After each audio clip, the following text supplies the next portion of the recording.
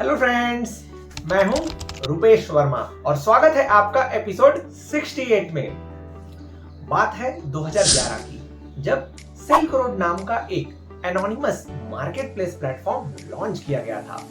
It was just like Amazon, लेकिन यहाँ पर इलीगल गुड्स और सर्विसेज को खरीदा और बेचा जाता था। आपको यकीन नहीं होगा, इतिहास के सबसे बड़े इस ड्रग ट्रैफिकिंग एम्पायर को एक popular TV series Breaking Bad से इंस्पायर होकर बनाया गया था।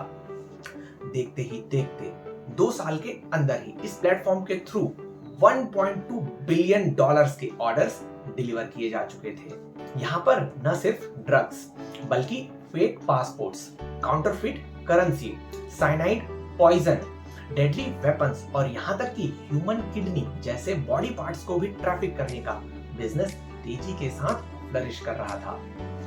And you know, Silk Road सिर्फ एक ही पेमेंट मोड एक्सेप्ट करता था, that is crypto currency bitcoin. Overall आप ये कह सकते हैं Silk Road market place organised crime का एक ब्रीडिंग ग्राउंड बन चुका था। ये सब सुनकर किसी के भी रोंगटे खड़े हो जाएंगे, लेकिन अब घबराने वाली कोई बात नहीं है। कई महीनों के कड़ी मेहनत के बाद 2013 में FBI ने सिल्क रोड के क्रिएटर को आखिरकार गिरफ्तार कर लिया और इस ऑनलाइन ब्लैक मार्केट के पूरे इंफ्रास्ट्रक्चर और सप्लाई चेन को सिस्टमैटिकली डिस्ट्रॉय कर दिया गया। यहाँ पर सोचने वाली बात है, आखिर इतने बड़े स्केल की क्रिमिनल एक्टिविटी इंटरनेट पर कैसे चल रही थी और इंटेलिजेंस एजेंसीज को इसका पता लगाने में इतना ज्यादा वक्त क्यों लगा?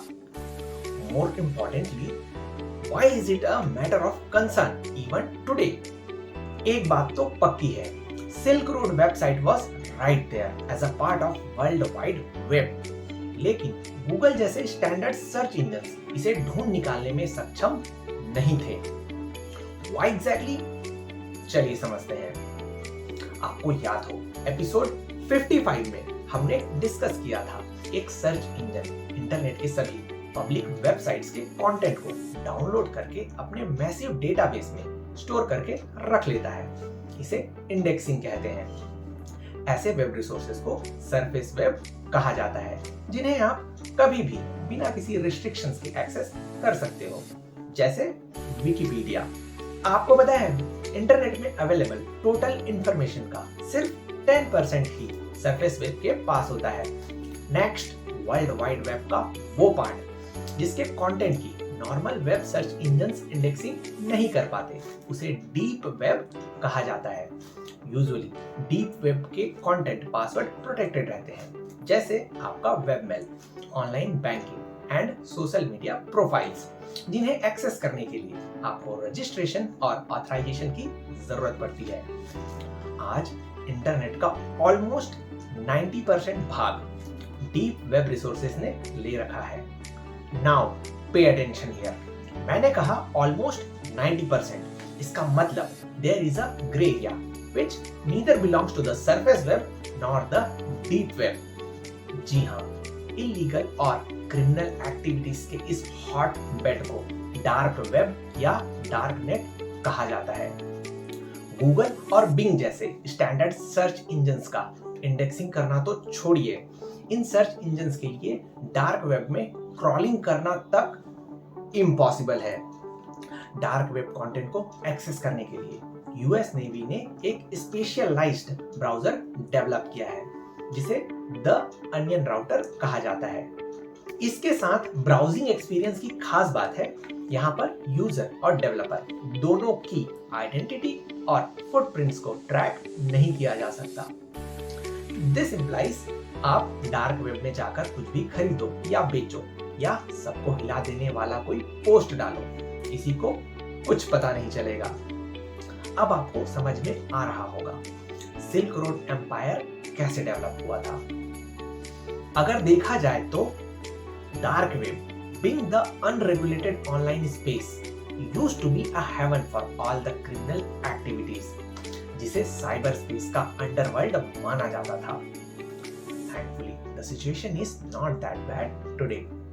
सिल्क रोड 10 साल पहले की कहानी है। आजकल ऐसा प्लेटफॉर्म डेवलप करना बिल्कुल भी पॉसिबल नहीं है, क्योंकि law enforcement agencies dark web पर एक खास नजर रखते हैं। आगे चलिए डार्क वेब के कुछ पॉजिटिव एस्पेक्ट्स की भी चर्चा करते हैं। Now that there is no scope of online censorship. इसका मतलब नॉर्थ कोरिया जैसे डिक्टेटर रूल्ड कंट्री में डार्क वेब एक फ्री स्पीच के फोरम के जैसा काम कर सकता है। More so much to our amazement, dark web में आपको कई सारे विसल ब्लोअर प्लेटफॉर्म भी मिलेंगे जो अल्टीमेटली दुनिया से करप्शन को पूरी तरह खत्म कर सकते हैं। फंडामेंटली डार्क वेब को यूजर प्राइवेसी, सिक्योर कम्युनिकेशन और प्रोटेक्शन अगेंस्ट सेंसरशिप जैसी चीजों को ध्यान में रखकर बनाया गया था। अब किसे पता था कि लोग यहाँ पर आकर काला बाजारी करने लगेंगे।